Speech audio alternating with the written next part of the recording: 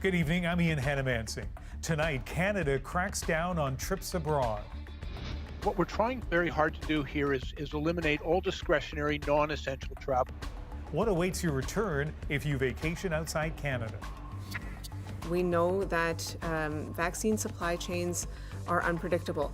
The impacts on provincial vaccine rollouts after another interruption in supply. We're planning for bringing Team Canada to the Tokyo Games without vaccines. Trying to make the Summer Olympics safe for athletes. And expensive backyard toys built by Canadians. It's turned into people are willing to spend a few $100,000 on a playhouse. They're planned for something more affordable. This is The National. Just as Canada appears to be making progress against COVID-19, there are new concerns. Nationally, case numbers are falling, so are hospitalizations, but the signal from policymakers is that we may be running out of time. Canada needs more vaccine, but there's a fresh delay in shipments. While immunization slows, officials fear virus variants at home are picking up speed. And as the danger from variants may be growing from abroad, curbing non-essential travel is a new priority. David Cochran shows us Ottawa is making it even harder. For weeks, he's been warning Canadians not to travel because the rules could change with little notice. Turns out he wasn't bluffing. In the coming weeks, we will be introducing mandatory PCR testing at the airport for people returning to Canada. A mandatory test on arrival in addition to the pre-departure test required to fly home, followed by new quarantine measures that carry a big price tag.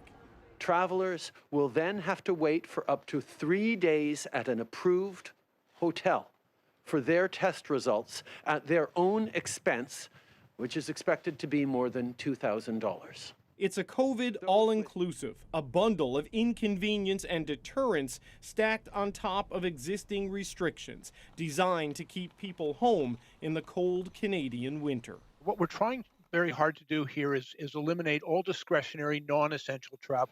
So starting next week, all international flights, including those from the U.S., can only land at 4 airports: Vancouver, Calgary, Toronto, and Montreal, which funnels travelers into major centers for the new testing and quarantine measures. There's also a warning that Canadians coming home by land will eventually face more restrictions, including a negative test to cross the border. We urge you to cancel any plans to leave Canada in the near future, including for spring break. It goes beyond urging. Air Canada, WestJet, Sunwing, Air Transat have all agreed to cancel flights to Mexico and the Caribbean from Sunday to April 30th, limiting vacations as COVID variants spread. I think that this could actually be quite effective at keeping out much more of the new variants. And if we keep out many cases of the variants, then we will do way better in the long run. So, David, if flight cancellations to the Caribbean and Mexico start on Sunday, how do people already there get home? Yeah, we have a statement from all of the airlines assuring us, Ian, that they're working on this. They're reaching out to the people affected by this. They're working on plans to get them home. And what it looks like broadly is a flurry of activity and a bunch of flights over the next few weeks as airlines rebook everyone and set up one-off, one-way flights to try to get people back to Canada. All right, David Cochran, thank you. You got it, thanks. There's already pushback against those new measures from workers in the aviation industry. Amid concern about grounded planes and layoffs, the union representing Air Transat flight attendants says it deplores the lack of vision from the Trudeau government and says it's been waiting for a federal recovery program since last March. The union says at this rate, within 2 weeks, all of Air Transat's flight attendants will be out of a job. Ontario isn't waiting for Ottawa's travel measures to kick in. The province announcing several moves today. Ellen Morrow shows us the race to head off a virus variant before it dominates Ontario's caseload. Behind these walls, no end to the nightmare. More than 50 residents now dead at Roberta Place, a devastating outbreak fueled by a variant. She doesn't look great, and she's definitely not 100%. Jeremy Taggart's mother, Burl, tested positive, as has almost every other resident and dozens in the nearby community. It's spread through the whole building. It's a 100% failure. The specter of more contagious variants spurring new action today from an obviously concerned Ontario Premier. If these new strains take hold, the consequences will be dire. The province launching a 6-point plan, including mandatory testing of international arrivals at Pearson starting Monday, screening more positive tests to determine how widespread the variants already are, and deploying more rapid testing kits to high-priority settings like schools. The variant first detected in the UK is expected to be the dominant strain of the virus in Ontario by the end of March. Early evidence says it's more difficult to control and perhaps more deadly. So even as cases are going down now, it's a race for time, race against time to get people vaccinated. Following criticism, Ontario has sped up its long-term care vaccination schedule, now aiming to get all residents their first shots by this time next week. You're introducing something that's essentially turning up the volume. Dr. Nathan Stahl says that means basic public health measures and a proactive approach from the province are critically important. It probably has motivated us to do some of the things we should have been doing all along that would have avoided us getting in this mess in the first place. The variants set to worsen an already bleak projection that this second wave in long-term care will be deadlier than the first. Ellen Morrow, CBC News, Toronto. Well, joining us now for more on this is Dr. Susie Hoda, an infectious disease specialist in Toronto. Dr. Hoda, there's a lot of concern, as you know, about the variant. So we see all these new measures that have been put in place around travel today. Will testing arrivals at Pearson Airport make a difference, or is this more symbolic? It might make a little bit of a difference in that we'll pick up some small proportion of people who would test positive and not realize that they're infected because they don't have symptoms. However, it doesn't stop the fact that people might still come in, test negative, and be incubating the virus and then go on to be positive and infect others after that. So really, the most important things that we need to be thinking about here are, again, really discouraging travel right now. It's not the time to be doing it. And secondly, ensuring that those who have to come in for travel related reasons are under quarantine for the full 14 days. And during that time, if they develop any symptoms, they need to declare that, first of all, right away and get tested again immediately. Yeah, and so just to quickly underscore that in a few sentences, if people actually are traveling for whatever reason and do truly follow the 14-day quarantine, wouldn't that go a long way to reducing the risk of them transmitting it to the wider community? Absolutely. That's the actual action, right? Testing is a tool that helps us to direct what we need to do. The action here that's really important is a quarantine piece. All right, Dr. Hoda, we'll talk to you a little bit later on in the hour. Tighter travel restrictions began in Manitoba today as officials try to keep those COVID-19 variants out. We're in a pandemic.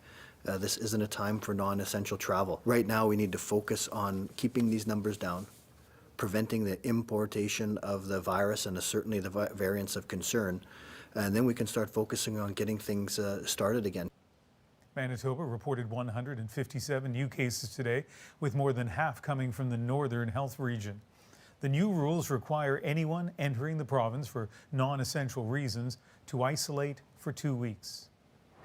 We can gradually relax public health restrictions, but this must be done carefully, slowly, and in a way that is driven not by opinions, but by data.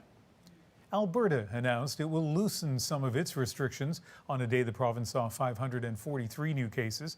Starting on February the 8th, the province will allow in-person dining at restaurants, and gyms will be able to reopen, both with limited capacity. Another setback today for Canada's vaccine plans. Next month, shipments that were expected of the Moderna vaccine are being cut by 20 to 25%. For next week alone, that means 50,000 fewer doses. This temporary delay doesn't change the fact that we will still receive 2 million doses of the Moderna vaccine as planned before the end of March, as we've been saying for months. Other countries face similar rationing as Moderna attends to a problem with its manufacturing process. Greg Rasmussen shows us why that's little comfort to the provinces. Do you want me to warn you or just poke you without telling you? In Manitoba, a rare bit of good news on the vaccination front as the last of those living in long-term care received their first shot. The bad news, a reduction in doses coming from Moderna in the weeks ahead. It's obviously very disappointing, but this is what we're ready for. We know that vaccine supply chains are unpredictable. Moderna says it will fall short by up to 120,000 doses by the end of February. Pfizer had already reduced deliveries, with both companies blaming delays at their production facilities. It is concerning. Ontario's premier is urging Ottawa to speed up its approval of other vaccines to help fill the gap. I am asking and I'm pleading and begging Health Canada, please get AstraZeneca approved. In Alberta, the government says 6,000 healthcare workers and seniors will be getting the shot later than expected. The news from Ottawa is going from bad to worse. The reality is our plans depend on the supply that we receive from the federal government, and the numbers are changing every day.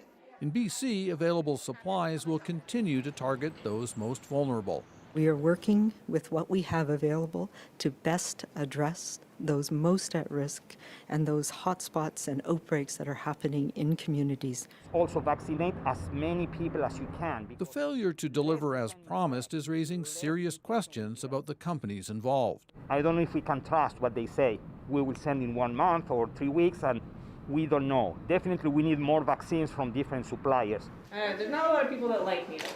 One thing being watched closely, these delays could further lengthen the time between the first and second vaccinations. Experts say they're learning more every day about the impact of delaying that follow-up shot. Greg Rasmussen, CBC News, Vancouver. With the current supply lines looking shaky, we thought you'd want to know about the next vaccines coming down the pipe for approval in Canada. Christine Birak shows us why they may be better at dealing with those variants of COVID-19. At 66%, its efficacy isn't as eye-popping as its rivals, but Johnson & Johnson's vaccine requires just 1 shot. It's easy to ship and stores in a regular fridge. There's no question that this vaccine is going to be a game changer. In a press release, the company says its vaccine did keep people out of hospital, noting the shot was 85% effective overall in preventing severe disease. And that number held up across geographies, ages, and multiple virus variants, including one identified in South Africa. So they have a good sense of the real-world efficacy of this vaccine, and it certainly looks very promising for a single dose. Some doctors point out Pfizer and Moderna's vaccine trials were done earlier in the pandemic and before variant strains of the virus had even emerged. You test those vaccines now, for example, in South Africa or Brazil or other areas that have these resistant variants, you might well find that they're actually down around 65% as well. At this stage, we just don't know. Another vaccine approaching the finish line is Novavax. The company announced its 2-shot vaccine showed an overall efficacy of just over 89% in the UK, even with the variant. But in South Africa, that variant pulled the efficacy down around 50%. It's going to be like the flu for a short while, that we might need to get new vaccinations with the variants that are circulating.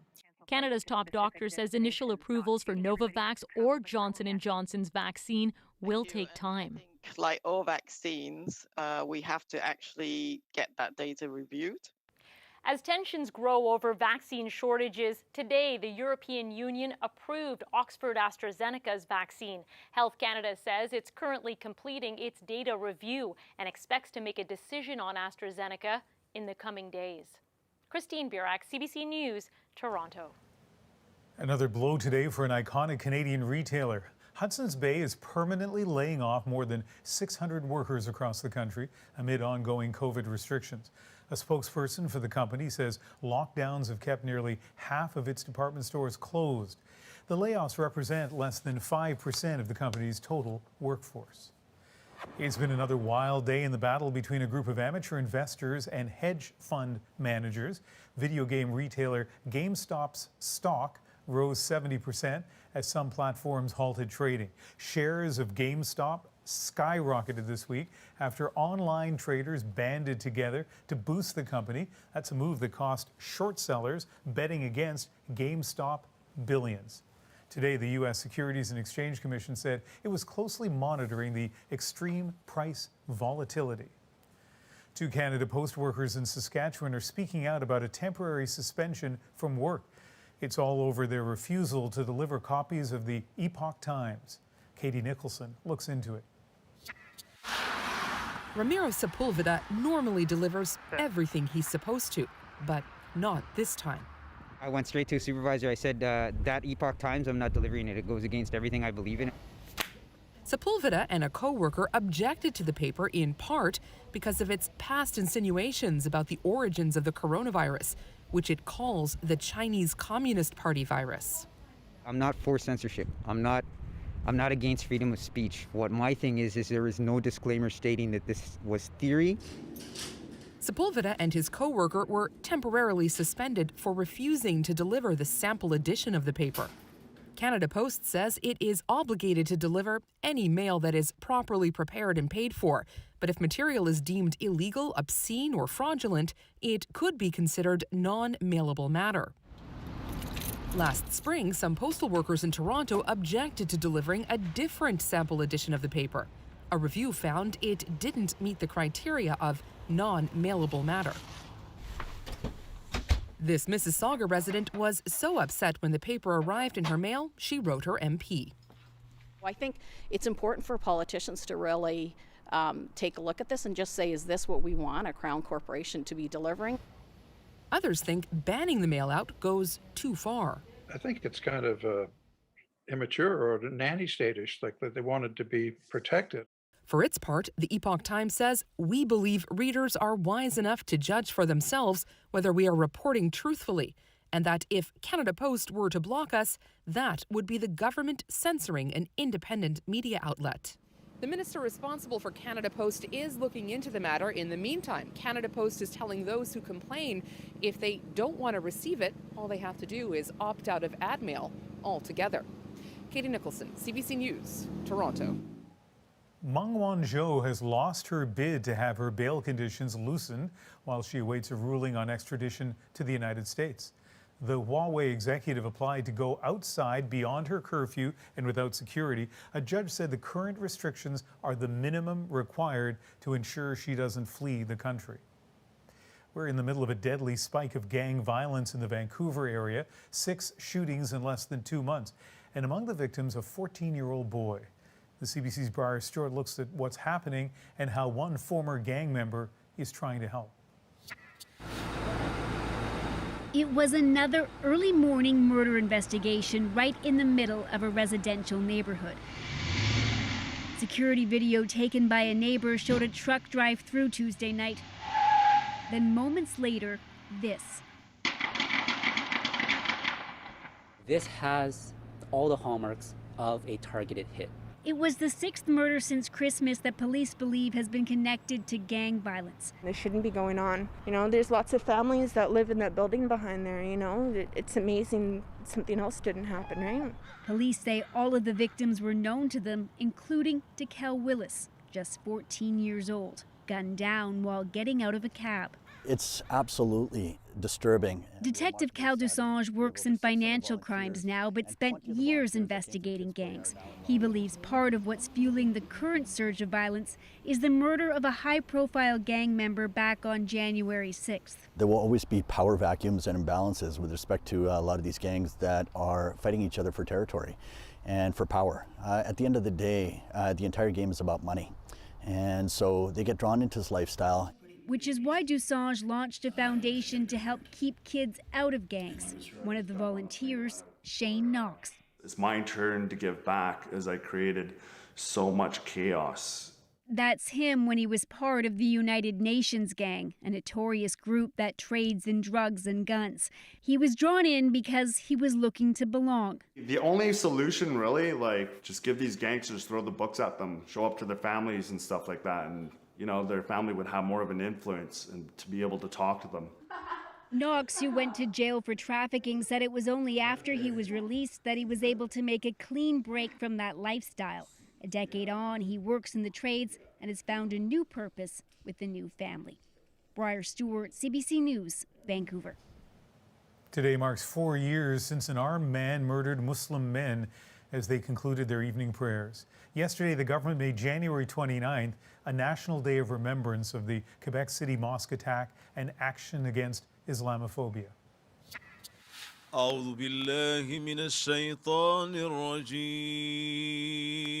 This commemoration by the Quebec City Islamic Cultural Centre was live streamed a few hours ago. Some of those taking part were in that crowd of 40 worshippers targeted by the shooter.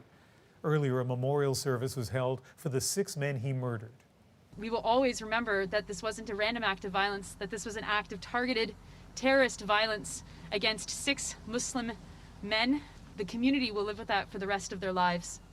A campaign is urging people to make green squares that represent the carpet the men stood on. They're to be worn in solidarity with all victims, including the 6 widows and 17 children left fatherless. CBC Television has canceled the 2nd season of the series Trickster. This comes a month after the show's director resigned when her claims of Indigenous identity were called into question. Eli Glasner has that story. Tell me about the night I was born. When it arrived, Trickster was celebrated, a series about Indigenous lives told by Indigenous creators. Indigenous people, like behind the scenes. Then the questions around director and producer Michelle Latimer surfaced. CBC News has reported that Latimer's Algonquin and Métis heritage have fallen under scrutiny. Members of the Quebec Indigenous community she says she hails from questioned her connections. While Latimer contends she has Indigenous roots stretching back centuries, she did apologize for naming a connection with the community before she had done the work to understand the connection. Today, CBC announced in a statement that fully respecting everyone's perspective, Season 2 will not move forward. CBC News asked CBC management who initiated the decision and if all parties agreed. They declined to comment. Latimer says she was not involved in the decision that was announced today and is sad to hear that Season 2 has been cancelled. She's also served CBC News with a notice of libel regarding what she says are grave concerns about the fairness and accuracy of its reporting. CBC says it's reviewing the notice. Eden Robinson, who wrote the novel the show is based on, says, "I'm deeply grateful that CBC and Sienna, the production company, respect this situation. As news spread online, fans from Canada and the U.S. and filmmakers shared their frustration. This Mi'kmaq director calls the decision a tragedy." I can't imagine how the people who have and trusted her and put their faith in her as a filmmaker and as an artist, only to have this just basically happen to them. Producer Jennifer Podemsky says the resulting scandal hurts Indigenous storytellers. All of the, dramatic revelations surrounding it will make it more difficult for all of us who are content creators, pitching shows and pitching series. What are you? I was gonna tell you when the time was right. A trickster. However, she says she and her fellow Indigenous creators are already developing shows at networks to capitalize on the audience Trickster established. Eli Glasner, CBC News, Toronto. As countries try to quell the spread of COVID-19, nearly 500 million children are going without an education, and the impact could be lasting. We are at risk of a generational catastrophe. An education crisis that could widen inequity. Plus, the head of the Canadian Olympic Committee on his hopes for the Tokyo Games. If they can be staged safely, we'll attend. And an Alberta couple turns fairy tales into reality, but it'll cost you. People are willing to spend a few $100,000 on a playhouse. We're back in 2.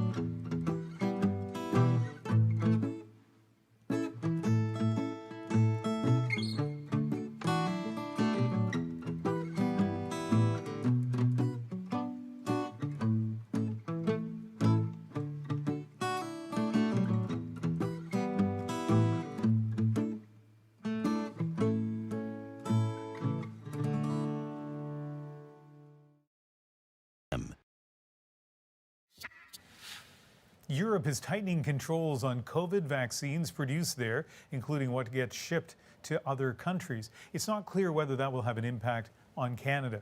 But as Renee Filipponi tells us, it comes amid serious criticism that the EU is lagging behind in supply and vaccination.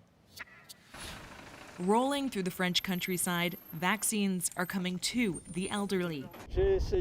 This man says he tried to book an appointment in town, but they were out of vaccines. Shortages are a big issue here and across the continent. The president of the Grand Reims metropolitan area says they have the ability to vaccinate 1,000 people a day, but are getting just 1,200 vaccines a week. The German government is preparing for 10 weeks of shortages, and many other countries are scaling back their rollout plans. The frustration has led to a fight with UK's Swedish drug maker AstraZeneca.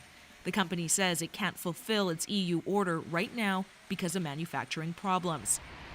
The EU sent investigators into the Belgian plant and even published the contract with the drug company to show they had a binding order. Today, the EU announced it will not only track the export of vaccines produced in Europe, but put controls on them too. The aim is to provide us immediately with full transparency.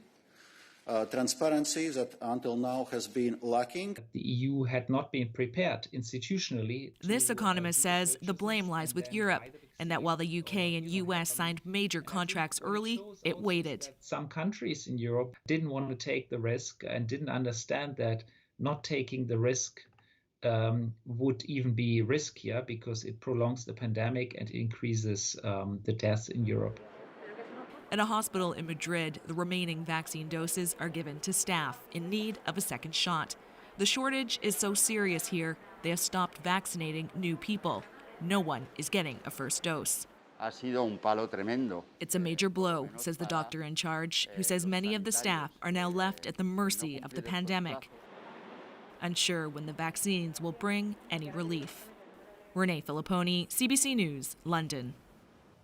As questions loom about the Tokyo Games, I speak with the head of the Canadian Olympic Committee. The health and safety of all participants is paramount. His thoughts on vaccinating athletes and safety protocols, plus. This is the machine that court reporters use in a courtroom to type out everything that is said in the courtroom. An Edmonton student reveals the wizardry behind stenography.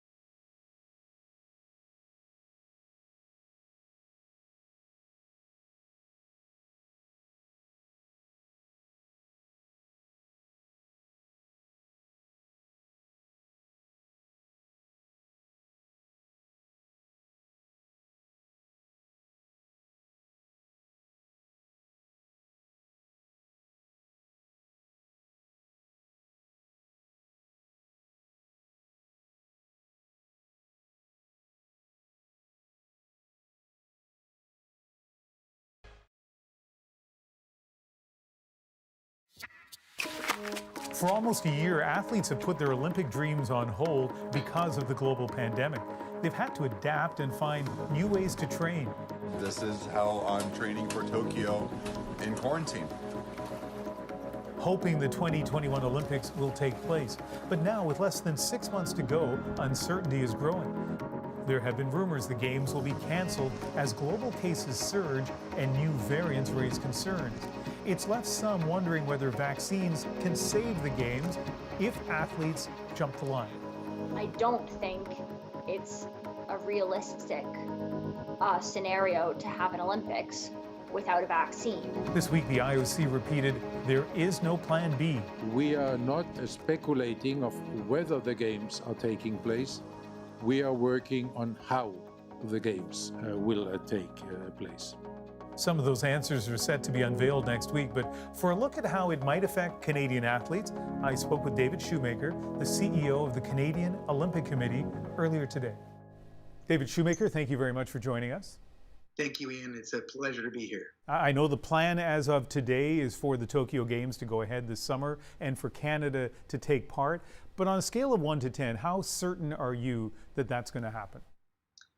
Ian, I don't have a crystal ball, so I certainly can't express certainty around it. But we're very optimistic at this point, and certainly all of our plans at the Canadian Olympic Committee are toward a successful Games going ahead in July of 2021. Things can really change quickly when it comes to COVID, though. I think back to late November, we hadn't at that point even heard of this variant first detected in the UK. Now it's a great concern.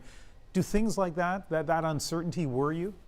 Well, that's right. The uncertainty creates a need and a demand for us to be nimble in our plans. And the uncertainty also creates opportunity around vaccines that even a couple of months ago we had no real optimism around. You mentioned vaccines. I asked people to tweet me about the potential of Canada taking part in the Olympics. The good news is a lot of people love the Olympics, but there were also a lot of concerns too. So let me read you one of the tweets from someone named Margaret. When I said, should Canadians be involved in the Olympics this summer, she said, not at all. Too risky without a high percentage of athletes, coaches, officials, volunteers, and IOC members being vaccinated. I know you have said on the record that athletes shouldn't be ahead in the queue than frontline health workers, but once those workers are vaccinated, where do you see Canadian Olympic athletes in that list? I'm glad you mentioned that, and it's certainly very important to me and to all the Canadian athletes. I'm sure you've seen many Canadian athletes have been outspoken about the importance of vaccinating those most vulnerable and frontline workers here in Canada first. And then we'll see. It means it's dependent on so many considerations, including the effectiveness of vaccines against the new variants and including their effectiveness against retransmission. And so we'll wait our place in line, but it's important to note that we're planning for bringing Team Canada to the Tokyo Games without vaccines, that the plans are in place that around a system of bubbles that would allow for it to be safe and secure, and we're guided by our Chief Medical Officer. Will it be safe for those athletes if they go to Tokyo without vaccines?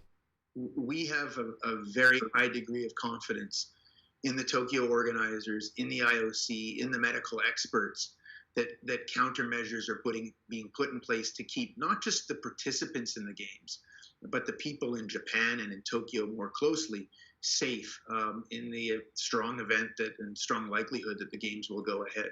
Has the COC spoken to the federal government or any other level of government about where athletes would be in the queue for a vaccine?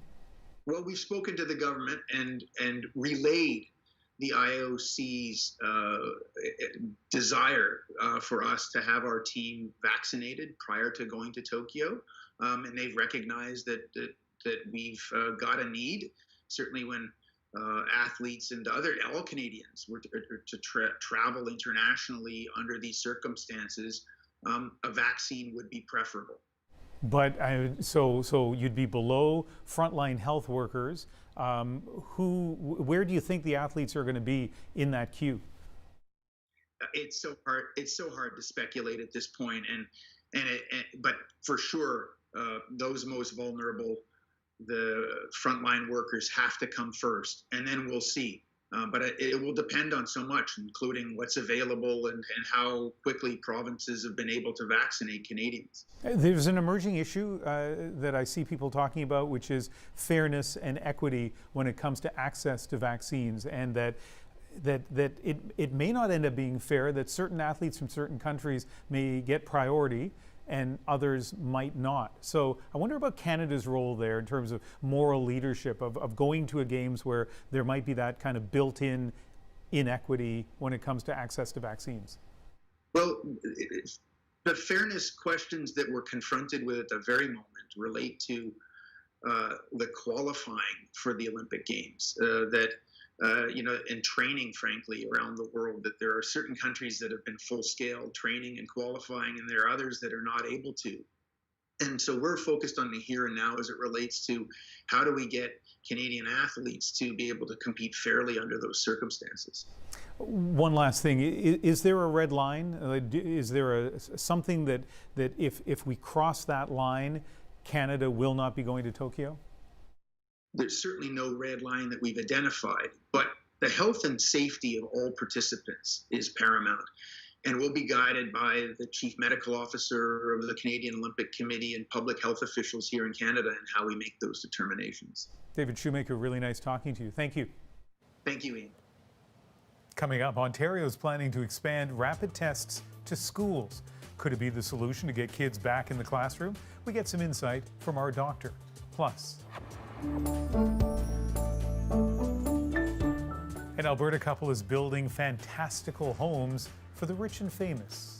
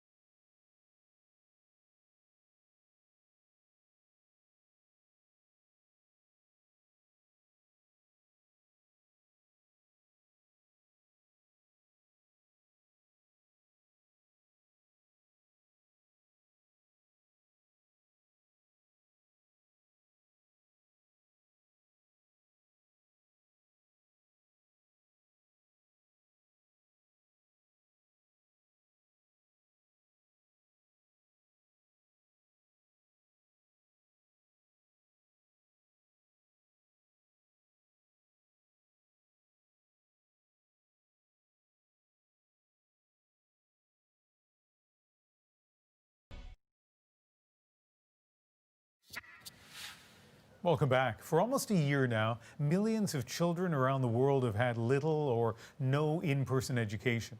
Experts are worried about the long-term effects of the pandemic and how it could make existing inequalities worse. Deanna Sumanak-Johnson looks at how some Canadian students are coping.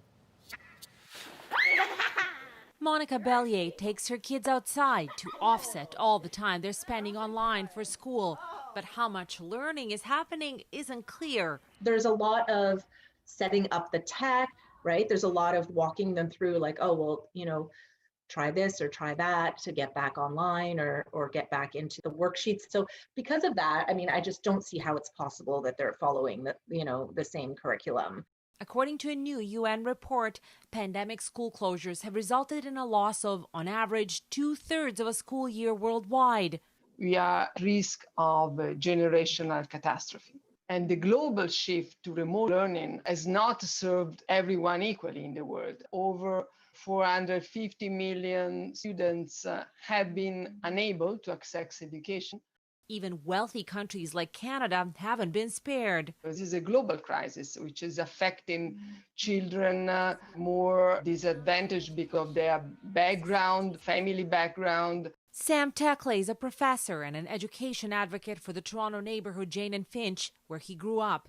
He says many children in the low-income area were reading and writing below their grade level even before the pandemic forced classes online. We had in some ways to, at policy tables, be the voice to say, well, listen, these families, there's so many families need devices right now. We need to figure out what we're going to do for high-speed internet.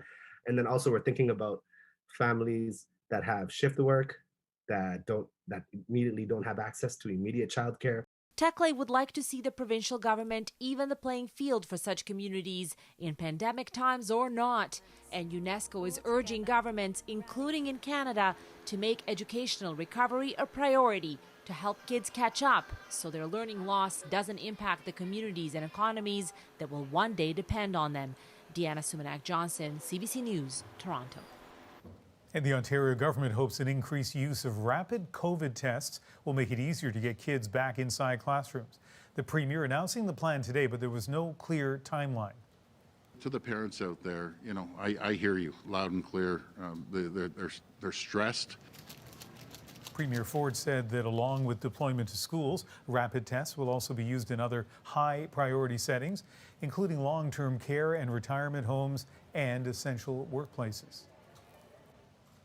Well, joining us again, Dr. Susie Hoda, an infectious disease specialist with the University Health Network in Toronto. So, Dr. Hoda, clearly it's important to have kids in school, if at all possible, to do that safely.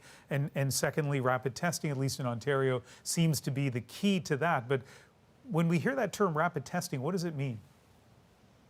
Well, I think that we're lumping it all together, but really there are two different types of rapid tests out there. There are those that are based on molecular tests, which actually perform pretty well and not that far off from what our gold standard testing is. And then there are these rapid antigen tests, which unfortunately are not as sensitive as we put it. So that means that you risk missing out on up to 30% of positive cases. The pros of these kinds of tests are they tend to be pretty quick in terms of giving you a result once you've collected the samples. And one of the major negative sides of it, though, are all the logistics that have to go behind the actual testing. So you need to have sort of an operation of people and a system in place to actually do the testing. And the throughput, unfortunately, because you have to wait for these tests to be done, when you're thinking about using this on a large scale, that can be a bit of a barrier. So from your perspective as an infectious disease specialist, how do you feel about the link between some sort of testing and getting kids back in school in Ontario?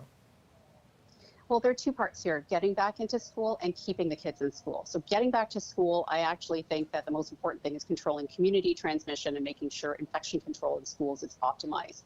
When it comes to keeping them in school, testing is important. We absolutely need to make sure that regardless of what kind of testing is being used, there's access to rapid, accurate tests for people who are symptomatic while in school, and that's kids, students, or teachers, et cetera. And also for those who are exposed to COVID-19 cases. So we know exactly what we're dealing with and we can actually isolate people quickly. There are also talks about surveillance testing, and this could be useful in areas of high prevalence of COVID-19 when there's lots circulating around. It might be useful to kind of do sweeps across the school as long as it's feasible, acceptable to the kids, and all those logistics I talked about have been worked out. You know, it's interesting. A lot of people I've seen across the country feel that rapid testing is kind of a simple answer to a lot of things. Sounds like it's more complex than that. Oh, it absolutely is. And that's why we see different approaches across the country. People are still trying to figure out what the best use is for these different tests, and the fact that there are multiple different tests out there, not just one type of test. So, you know, it's a very complicated issue and not something you can just quickly summarize, I guess, in terms of what's the right approach. All right. Dr. Hood, always nice having you on the program. Thank you. Thank you. Coming up, homes straight out of a fairy tale. Lots of people want a Rapunzel tower attached to like a cottage. An Alberta couple brings dreams to life. And so stenographers can write 225 words a minute. Ever wonder how courtroom reporters can transcribe conversations so quickly? An Edmonton woman reveals the trick. Stay with us.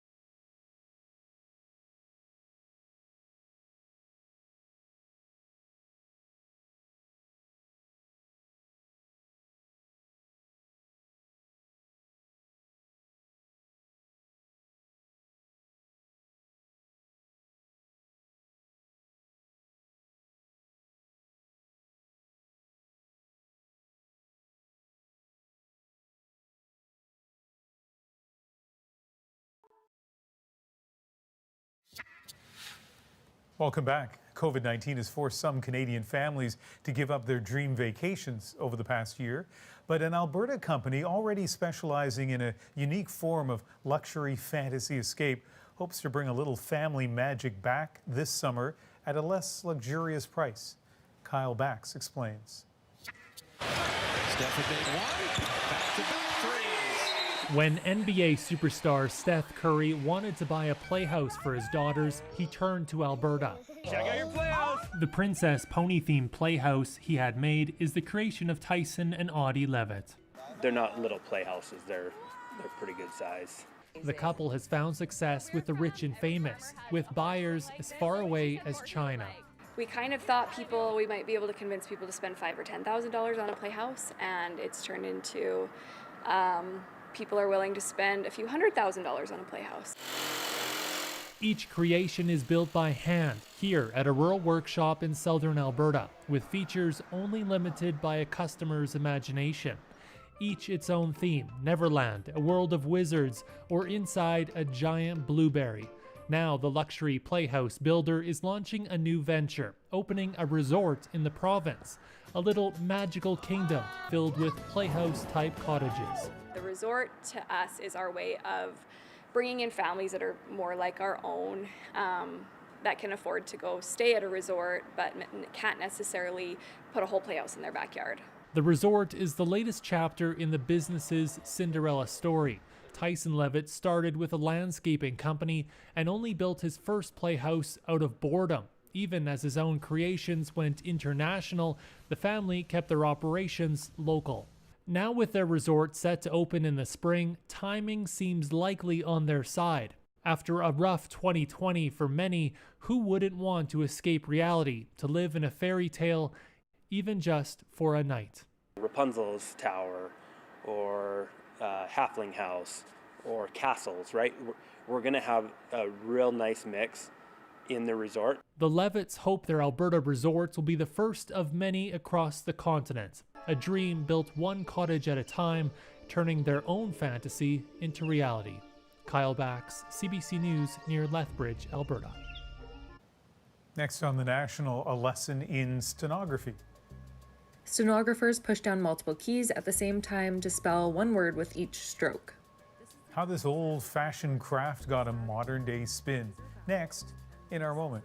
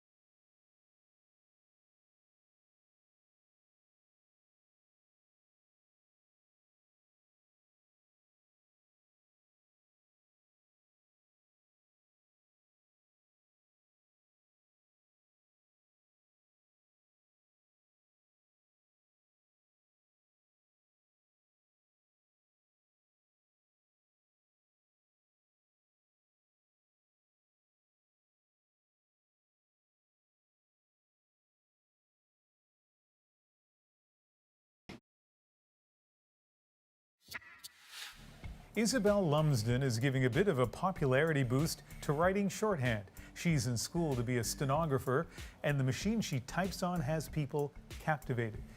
She's been giving an inside look to how the machine works by posting videos, where else? On TikTok. Tonight, that inside look is our moment. I'm learning how to write verbatim everything that is said in the court. Stenograph machine is different than a regular keyboard because when you're writing on the stenograph machine, you're writing whole words in one stroke. I decided to post about it on TikTok because I'd never seen it before and I thought people might be interested in it, and turns out I was right.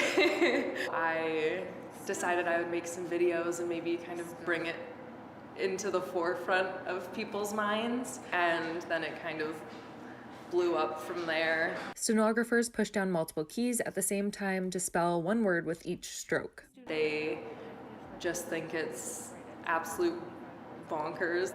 I guess I wanted to kind of modernize it for people, so I kind of wanted to show it to the world. It is absolutely bonkers. I don't know if you've been in a courtroom, and if you haven't, you should be for lots of reasons. It's interesting to see the process, and you know, you have a right to be in there. In BC, I know they've switched over to using audio to create the transcripts, so it's been a while since I've been a reporter in a courtroom, so not sure if they still use that, but well, I want to give you some numbers. She's at 80 words per minute. She needs to hit 225 to pass her course. But here's one other number. One of her videos, 3.3 million views on TikTok. That is the National for January 29th. I hope you can join me on Sunday for Cross Country Checkup on CBC Radio 1. That begins at 4 p.m. Eastern, and then later that evening back here on the National. Good night.